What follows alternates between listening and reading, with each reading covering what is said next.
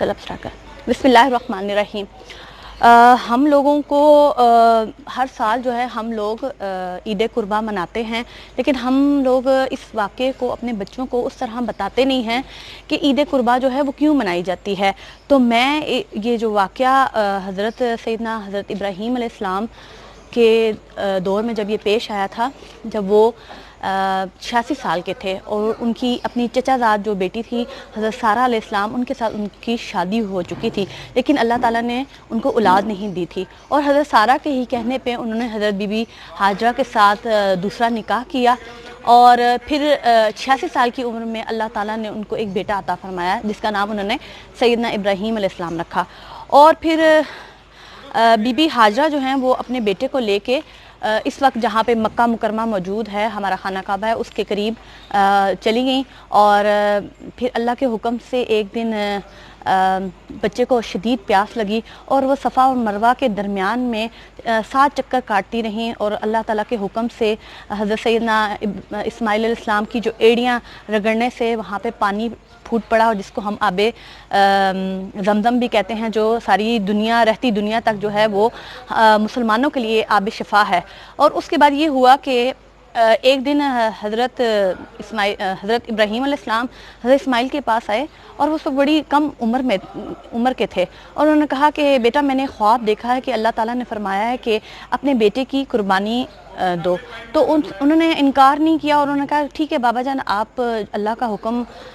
जो दिया है अल्लाह ताला ने, आप उस पर अमल करें, मैं इस बात पे राज़ी हूँ। तो इसी तरह रास्ते में जाते हुए जहाँ पे जमरात का मुकाम आता है, 3 मरतबा जो है वो शैतान ने हज़रत सैयदना इब्राहीम अलैहिस्सलाम को वरगलाया कि आप अपने बेटे की कुर्बानी ना दें, लेकिन वो 7 मरतबा जो है उन्होंने शैतान को पत्थर मारे और तीन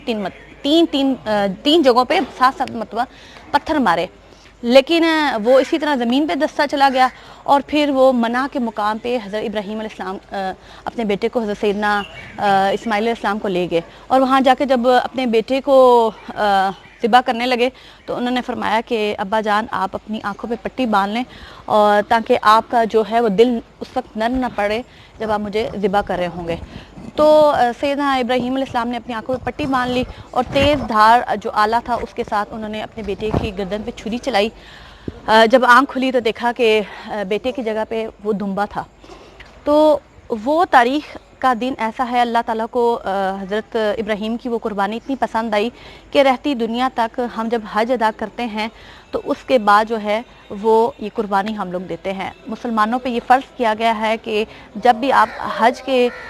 मनासिक अदा करें, उसके बाद फ़ौरन जो है वो कुर्बानी जो हज़रत इस्माइल अलैहिस्सलाम ने अल्लाह की राह में हज़रत इब्राहीम अलैहिस्सलाम ने दी थी, वो अल्लाह ने कबूल फरमाई और उसकी याद में हम जो है वो कुर्बानी करते हैं। ये किसी भी मसलक को, किसी भी मज़हब को कोई टॉर्चर करने के लिए नहीं है, ये बेसिकली जो है हमारा एक मजहबी फरीज़ा है जिसको हम लोग हर साल अदा करते हैं। और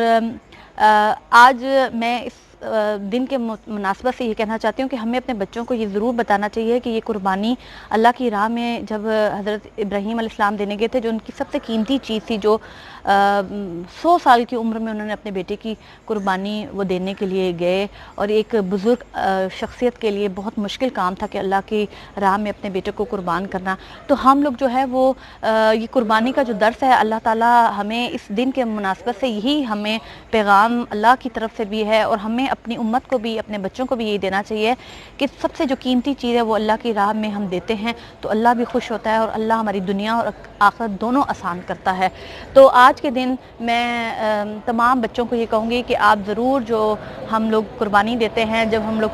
10 ज़िलहज को पूरी गली में अपने अपने जानवरों को लेके घूमते फिरते हैं और बड़े शौक़ से अल्लाह की राह में कुर्बान करते हैं, तो हमें इस वाक़ये को याद भी करना चाहिए और अपने बच्चों को, अपनी नस्लों को बताना भी चाहिए कि अल्लाह की राह में अपनी कीमती चीज़ को ज़रूर पेश करें। अल्लाह भी राज़ी होता है, दुनिया भी और आखिरत भी हमसे राज़ी होती है। मैं आज आप तमाम लोगों को ईद की मुबारकबाद पेश करती हूँ। अल्लाह हमारी कुर्बानियों को कबूल फरमाए। जज़ाकल्लाह।